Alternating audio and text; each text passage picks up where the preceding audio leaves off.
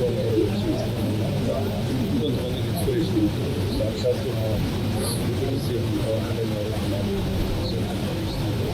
ఆయన వచ్చారు. అదే విధంగా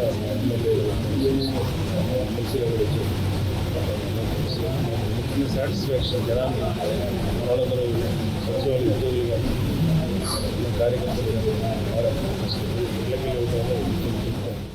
శ్రీ పవన్ కళ్యాణ్ గారి పక్షాన ఈ రోజున గౌరవనీయులు శ్రీ నాగబాబు గారితో కలిసి ఇక్కడ పెన్షన్ పంపిణీ కార్యక్రమంలో పాల్గొనడం చాలా సంతోషంగా ఉంది.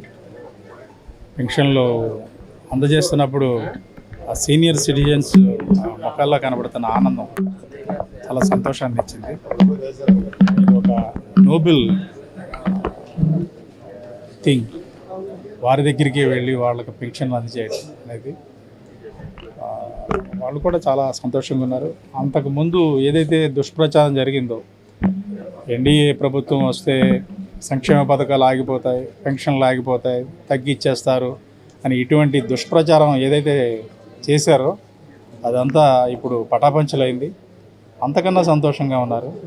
ఒక పండగ వాతావరణంలో ఈ పెన్షన్ కార్యక్రమం జరిగింది. ఈ సంక్షేమ కార్యక్రమాలు ఇలాగే ఇంక ముందు కూడా కొనసాగుతాయి.